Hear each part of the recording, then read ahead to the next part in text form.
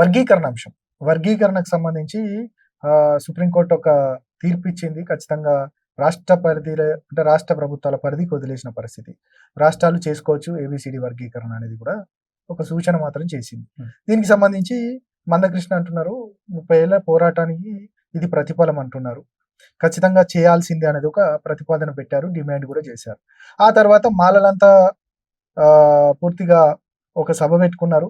ఆ వర్గీకరణ వ్యతిరేక సభనా లేకపోతే వర్గీకరణ చట్టబద్ధంగా చేయాలనేది ఒక డిమాండ్ తీసుకొచ్చారు. వర్గీకరణ మేము వ్యతిరేకిస్తున్నాం, రాష్ట్ర ప్రభుత్వాల పరిధి కాదు, ఖచ్చితంగా అది చట్టబద్ధతగా పార్లమెంట్లో చేయాలనేది కూడా మాలలు కూడా ఒక వ్యతిరేకతను మాత్రం చూపించిన పరిస్థితి.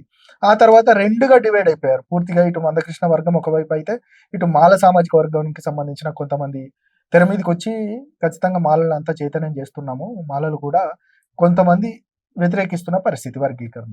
రెండుగా చీలిపోయిన వర్గీకరణ అంశానికి సంబంధించి మీరేం చెప్తారు? వర్గీకరణ జరగాల్సిందేనా? జరిగితే ఏ విధంగా ఉండాలి? నిజంగా వర్గీకరణకు సంబంధించి మీ స్టాండ్ ఏంటి? బ్రదర్, మంచి సందర్భం, మంచి చర్చ కూడా. క్వశ్చన్ అసలు ఎంఆర్పిఎస్ నేను ఎందుకు చెప్తున్నా అంటే 1950లో రిజర్వేషన్లు ఈ దేశంలో అమల్లోకి వచ్చింది. అప్పుడు కూడా దేశ జనాభా రమారమి 30 కోట్లు. అందులో 3,15% అంటే దళితులు అంతే. అంతున్నప్పుడు 15% రిజర్వేషన్లు ఈ దేశంలో సరిపోయినాయి. అప్పుడు అక్షర జ్ఞానము తక్కువగానే ఉండే, చదువుకున్న జనాభా తక్కువనే ఉండే, ఉపాధి కూడా అప్పుడు ఉన్నటువంటి పరిస్థితులలో అందరికీ దొరుకుతుండే అప్పుడు. ఇప్పుడు ఏమైంది? ఇప్పుడు మళ్ళీ 75 సంవత్సరాలు. ఇప్పుడు 75 సంవత్సరాల స్వతంత్ర భారతదేశంలో జనాభా 50s ఉన్నట్టు ఇప్పుడు ఉండదు కదా దేశంలో. అన్ని ప్రాంతాల్లో పెరుగుతుంది, అన్ని కులాల్లో కూడా పెరుగుతుంది. మళ్ళీ 15% సరిపోదు కదా, సరిపోదు. దాన్ని ఏం చేయాలి? పెంచుకోవాలి కదా. ఈడబ్ల్యూఎస్ రిజర్వేషన్ ఎవరైనా అడిగిందా? పార్లమెంట్లో చట్టం చేశారు, చర్చకు తీసుకొచ్చారు. ఎకనామికల్ వీకర్ సెక్షన్ మీద ఎవడు పోరాటాలు చేశారు? 10% రిజర్వేషన్. ఆడ రిజర్వేషన్ ఎక్కువ ఉంది, మంది తక్కున్నారు, చదువుకున్నాడు తక్కున్నాడు. ఆయనకి 40 మార్కులు వచ్చినా ఉద్యోగం వస్తుంది. ఎవరు? ఓబీసీలో అంటే ఓసీలో బాగా కులంలో.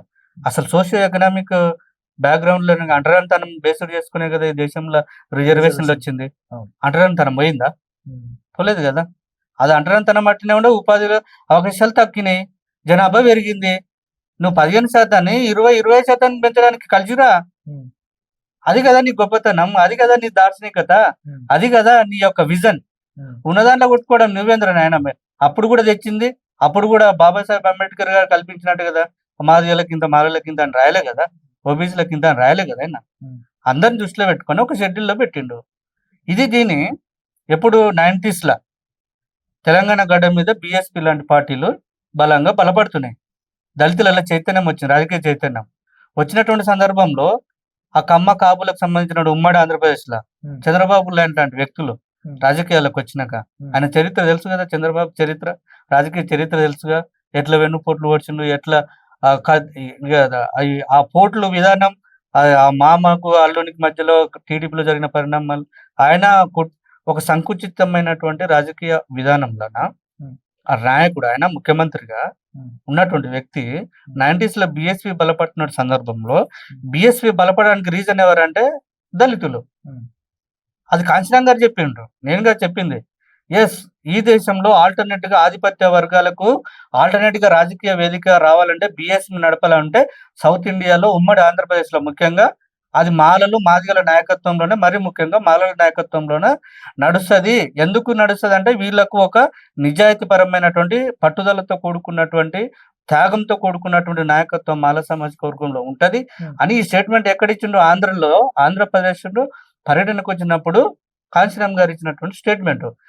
అప్పుడు ఇది కనిపెట్టి ఈ చంద్రబాబు నాయుడు ఈ మాల మాదిగలను ఎట్లా విడగొట్టాలి, బీసీలలో ఏబిసిడి వర్గీకరణ ఉంది కదా, ఇది దళితులలో కూడా తీసుకొచ్చి దళితుల మధ్యలో అది రాజ్యాంగ పరంగా పార్లమెంట్ లో చట్టం రావాలా, 341 ఆర్టికల్ సవరణ జరగాలి, అమెండ్మెంట్ చేయాలంటే 1/4 లేకపోతే 2/3 మెజారిటీతోన పార్లమెంట్ లో చర్చ చేస్తే, ఎంపీలు అంగీకరిస్తే అది రాష్ట్రపతికి పోతుంది. అది ఒక విధానం, అది పార్లమెంటరీ విధానం. అది బాబాసాహెబ్ తెలుసు కదా, తెలిసే 341 ఆర్టికల్ ప్రకారం ఉమ్మడి షెడ్యూల్లో దళితులను దేశవ్యాప్తంగా చేర్చిరు. ఓన్లీ తెలంగాణలో ఆంధ్రప్రదేశ్లో ఉన్న మాలమాదిగలకు కాదు కదా ఉమ్, అంశం అనేది. ఉమ్, ఇట్లా నేనేం చెప్తున్నా అంటే కృష్ణ మాదిగ అనేట ఆయనను ఉమ్, క్రియేట్ చేసి నడిపించి ఉమ్, ఆయన తయారు చేసిందే చంద్రబాబు నాయుడు ఉమ్, రాజకీయంగా. నేను అసలు కృష్ణమాదిగ గురించి మాట్లాడేటువంటి స్థాయి కూడా కాదబ్బా ఆయనకు. కృష్ణమాదిగ 30 సంవత్సరాల పోరాటం అన్న 30 సంవత్సరాల ఇగో మాదిగ రిజర్వేషన్ ఎంఆర్పిఎస్ లాంటివి ఉమ్, 10-20 సంఘాలు ఉన్నాయి. ఉమ్, అందులో ఈ సంఘం ఒకటి. ఉమ్, కాకపోతే ఈయన సీనియర్. ఈయనతో పాటు చాలా మంది ఉన్నారు కదా, ఉమ్, 20 సంఘాలు ఉన్నాయి, 20 ప్రెసిడెంట్లు ఉన్నారు ఉమ్, ఎంఆర్పిఎస్ బ్యానర్ మీదనే. అందులో ఈయన ఒకడు ఏంటంటే ఈయన కొద్దిగా బ్లాక్ మెయిల్ తత్వము, బెదిరించే తత్వం ఇవన్నీ ఉంటాయి. కొందరేమో డెమోక్రటిక్ గా ఉమ్, పనిచేస్తారు. డెమోక్రటిక్ గా ప్రజాస్వామ్యంలో ఉద్యమాలు చేసుకోవడానికి గుర్తింపు వస్తలేదు, ఉమ్, న్యాయం జరగట్లేదు. ఉమ్, అది మాలలలో కానీ మాదిగలలో కానీ ఉమ్. మలలలో కూడా వందల మంది ఉన్నారు. కదా. ఉన్నారు ఆ, మాలమనాడు సంఘాలు ఉన్నాయి, ఉమ్, ఎంఆర్పిఎస్ సంఘాలు 20 దాకా ఉన్నాయి. ఉమ్, అందులో ఈయన ఒక సంఘం, దానికి ఒక ప్రెసిడెంట్. ఉమ్, ఈ కృష్ణమాది అన్నట్టు ఆయన పెంచి ఇదే నడిపించడం. ఇంతకుముందు ఏమో చంద్రబాబు నాయుడు నడిపించిండు, ఉమ్, తర్వాత ఇప్పుడు బీజేపీలో నడిపిస్తారు. అది ఓపెన్ సీక్రెట్. ఉమ్, ఆయనే చెప్తున్నాడు, మేము కాదు చెప్పేది. ఉమ్, కాంగ్రెస్ పార్టీ ఏమైనా కూడా తిరిగిండు మాకు ఉమ్, 2018లో ఉమ్, మహాకూటమి తరఫున. మా హెలికాప్టర్లు ఎక్కిరు, మా రాహుల్ గాంధీ ఎమ్మటి తిరిగిండు, గదరన్న ఎమ్మటి తిరిగిండు, ఉమ్, వీళ్ళందరూ ఎమ్మటి తిరిగిండు కదా. ఉమ్, కాంగ్రెస్ కి పనిచేసిండుగా. ఉమ్, మహాకూటమి గెలిస్తే బాగుంటది ఈ దేశంలో, మనవాదులకి మతతత్వవాదులకి బీజేపీలను ఓడగొట్టాలని పనిచేసిండు కదా. అది చరిత్ర కదా, అది అందరికి తెలిసిన వ్యవహారమే కదా. ఉమ్, మరి అట్లాంటి ప్రజాస్వామ్యంలో ప్రజాస్వామికవాది, దళితులకు న్యాయం చేయాలన్నటువంటి విజన్ కలిగినటువంటి కృష్ణమాదిగా ఇప్పుడు ఎందుకు మారిండు, ఉమ్, ఎందుకు మారుతున్నాడు ఉమ్, అంటే ఇదంతా ఎందుకంటే బీజేపీ లాంటి ఆర్ఎస్ఎస్ మతతత్వవాదులు, కులతత్వవాదులు మరి ముఖ్యంగా. బీజేపీకి 2 స్టాండ్లు ఉంటాయి, ఒకటి మతం ఉంటుంది, ఒకటి కులం ఉంటుంది. ఉమ్, మతము రాజకీయాలు ఒకవైపు చేస్తుంది, కులం రాజకీయాలు ఇంకోవైపు చేస్తుంది. ఉమ్, కులాలను ఎట్లా విడగొట్టాలి, ఎవరిని వాడుకోవాలి, ఎవరిని తయారు చేయాలి, ఎవరిని పెట్టుబడి పెట్టాలి, ఎవరికి ఏ రకమైనటువంటి తాయిలాలు ఇవ్వాలి, వాడిని మన చేతిలో మన జోబులో ఎట్లా పెట్టుకోవాలి. ఉమ్, ఇది బీజేపీకి ఉన్నటువంటి రాజకీయ క్లారిటీ. ఉమ్, అది కృష్ణమాది గారు గ్రహించాల. ఉమ్, అందులో కూడా ఈరోజు సరే మాలలుగా ఉమ్, మాలలు అనేటోళ్ళు నువ్వు నక్సలైట్గా ఉద్యమాల్లో పనిచేసినట్టు అంటున్నావు కదా. ఉమ్, నక్సలైట్లో కూడా మాలలు తిరిగినావు కదా. ఉమ్, కేజీ సత్యమూర్తి లాంటి వ్యక్తులు కదా. కేజీ సత్యమూర్తి లాంటి వ్యక్తులు వాళ్ళతో పాటు తిరిగి, వాళ్ళతో ఉండి, వాళ్ళతో నేర్చుకొని, మళ్ళీ అట్లాంటి వ్యక్తులు ఇప్పుడు మాలలు మనువాదులు అని మాట్లాడుతున్నాను, ఉమ్, మాల మేధావులు మనువాదులు అని మాట్లాడుతారు. ఉమ్, మరి మాలలు మనువాదుల, ఇప్పుడు మందకృష్ణ మాదిగ మనువాదే. ఉమ్, కృష్ణమాది అని ఒకటే మాట్లాడుతున్నాను. ఉమ్, మళ్ళీ మాదిగలు కూడా అందులో ప్రజాస్వామ్యవాదులు ఉన్నారు, ఉమ్, డెమోక్రాటిక్ మేధావులు కూడా ఉన్నారు. ఇప్పుడు గాలి వినోద్ అని ఉన్నాడుగా, ఉమ్, ఉమ్, మా ఆర్ట్స్ కాలేజీ, ఆయన లా కాలేజ్ డీన్. ఉమ్, ఆయన ఒక విద్యావేత్త, ప్రొఫెసర్. ఆయనకు లా చదువుకున్నాడు, న్యాయశాస్త్ర కోవిదుడు ఆయన. ఉమ్. మాలలు సార్ ఆ విషయం పక్కన పెడితే- మానవాదులు ఎట్టయితారు, ఉమ్, ఉమ్, మాదిగలు ఎందుకు గారని మాట్లాడింది ఆయన. ఉమ్, మళ్ళీ మాదిగలలో కూడా సింధు మాదిగ, ఉమ్, డక్కలి, ఉమ్. బైన్ల అనగారిన కులాలు ఉన్నాయి కదా. Yes. ఇప్పుడు- వాళ్ళకు మళ్ళీ మాదిగలు ఎక్కువ ఇప్పుడు తిన్నారు, ఇప్పుడు మళ్ళీ వాళ్ళు చర్చ మనవాదులు ఏందంటే- అవుతారా? చర్చ ఏంటంటే మాలలు దొబ్బుక తిన్నారు దాదాపు 30 సంవత్సరాల నుంచి. వర్గీకరణ జరగకుండా అడ్డుకుంటున్నారు. ఆ తర్వాత వచ్చే అవకాశాలన్నిటి కూడా మాలలే వాడుకొని దొబ్బి తిన్నారు అనేది కూడా ఆయన ఉమ్. ఒక వ్యాఖ్య. ఉమ్. అదొక విషయం అయితే, నిజంగా ఉమ్. గ్రౌండ్ లెవెల్లో చూసుకున్నట్టయితే ఈ ఉపకులాలకు సంబంధించి అంటే ఉమ్. అనుబంధ కులాలు, ఉమ్. ఉపకులాలకు సంబంధించి ఉమ్. మాకు అసలు ప్రాతినిధ్యమే లేదు. వర్గీకరణ జరిగినా జరగకపోయినా గత 30 సంవత్సరాల నుంచి మాకు అసలు మమ్మల్ని గుర్తించిన వారే లేరని అంటున్నారు.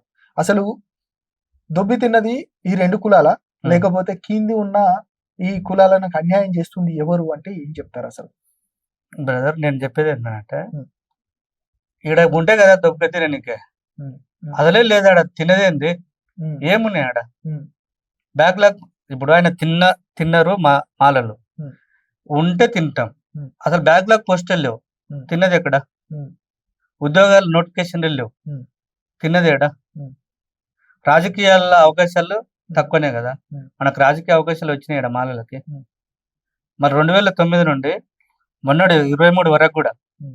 2023 ఈ గవర్నమెంట్, కాంగ్రెస్ గవర్నమెంట్ ఏర్పడేంత వరకు కూడా తెలంగాణలో, అంటే ఉమ్మడి ఆంధ్రప్రదేశ్లో కానీ తెలంగాణలో కానీ ఎంపరికల్ డేటా ఉంటుంది ఉమ్. గవర్నమెంట్ దగ్గర, బెనిఫిషియర్స్ లిస్ట్ ఉంటుంది. ఉమ్. ఎస్సీ కార్పొరేషన్ అయినా తీసుకో, ఉమ్, లేదు ఉద్యోగాలన్నా తీసుకో, ఉమ్, సోషల్ వెల్ఫేర్ డిపార్ట్మెంట్ తీసుకో, ఉమ్, ఆర్ఎస్ ప్రవీణ్ కుమార్ గారు సెక్రటరీగా ఉండగా ఉమ్. అందులో డేటా తీద్దాం. పోనీ ఎస్సీ కార్పొరేషన్ ఉండే డేటా తీద్దాం. మీరు ఇంత డేటా చెప్తున్నారు. డేటా కాదు కాదు ప్రకారంగా కాదు, మాట్లాడాలా. మీరు ఇంత స్టేట్మెంట్లు అనేది మీడియా ముందర కాదు కాదు మీరు ఇంత మాట్లాడొచ్చు. డేటా చెప్తున్నారు. నిజంగా మేము దోచుకొని తినలేదు, ఖచ్చితంగా మా హక్కుగా తీసుకున్నామని మీరు అంటున్నారు. మరి అదే మీరు ఈ 30 సంవత్సరాల ఆయన ఉద్యమానికి సంబంధించి ఆయన చేస్తున్న మీ పైన విమర్శలను ఎందుకు తిప్పుకొట్టలేకపోయారు? ఆ ఫెయిల్యూర్ ఎవరిది ఉమ్. అంటే?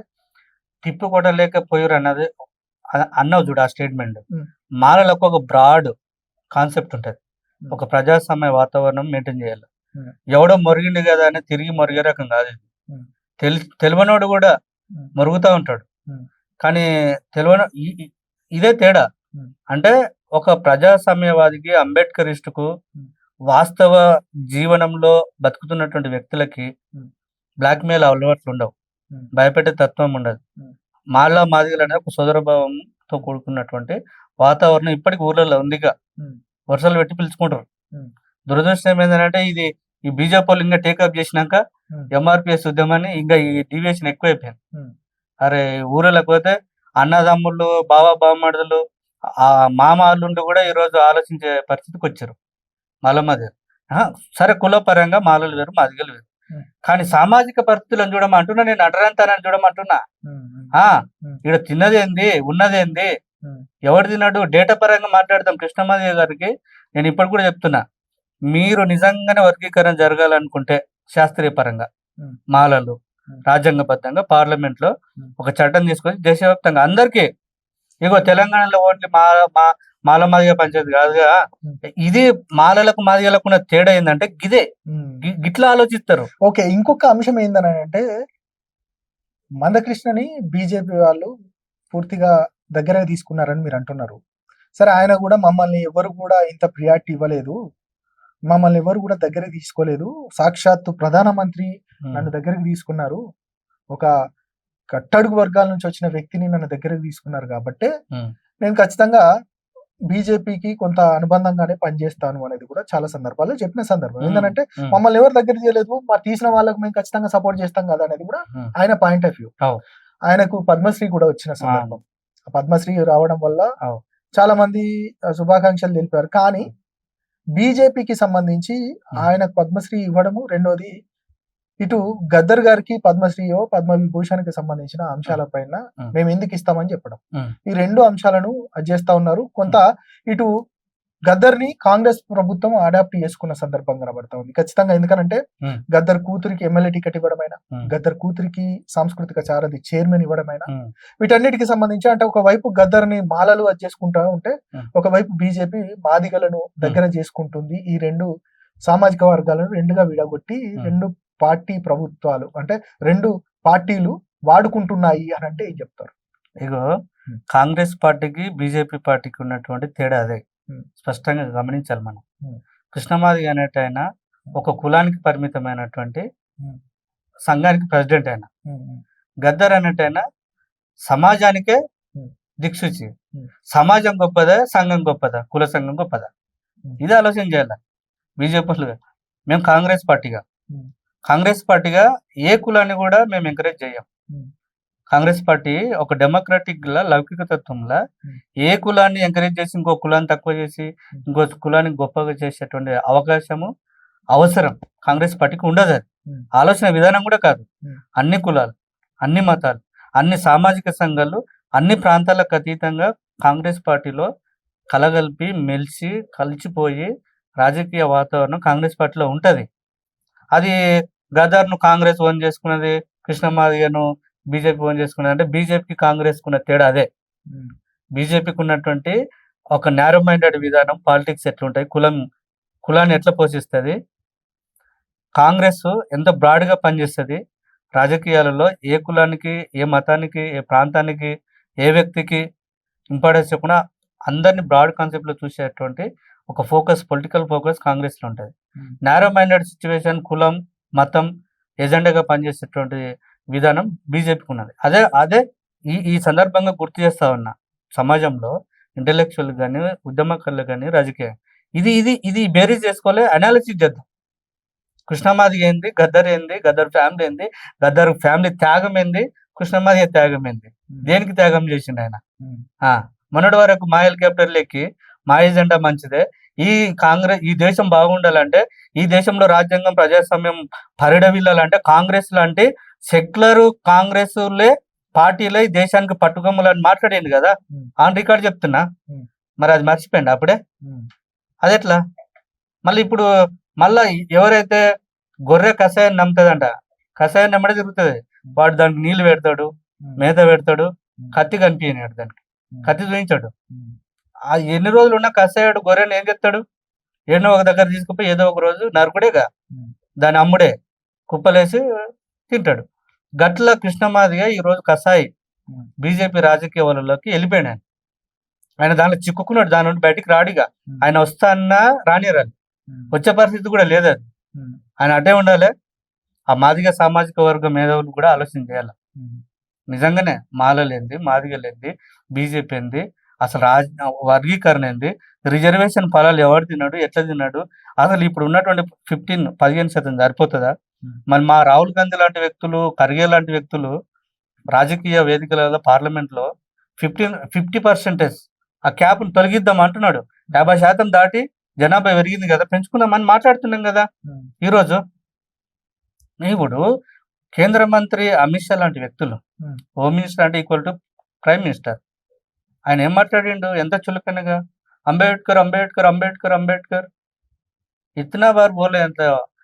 అంటే ఇన్నిసార్లు అనడం కన్నా ఒకసారి భగవంతుని మొక్కుని స్వర్గానికి పోతారు, దేవుని పేరు తెలుసానని మాట్లాడేటువంటి విధానము, వాళ్ళ ఎజెండా ఏంది, ఆయన కోర్ థీమ్ ఏంది, బీజేపీకి ఉన్నటువంటి ఆ విజన్ ఏందో మనకు అర్థం కదా. దేశ ప్రజలు చూసిరు కదా దాని మీద. మళ్ళీ కృష్ణమాదిగ లాంటి దళితుడు ఎటువైపు నిలబడాలా? వర్గీకరణ అంశమే ఒకటేనా ఆయనకు? నేను ఇన్ని సామాజిక వర్గాలకు ఇన్ని ఉద్యమాలకు నాయకత్వం వహించిన పద్మశ్రీ ఇచ్చిరని మాట్లాడుతున్నాడు.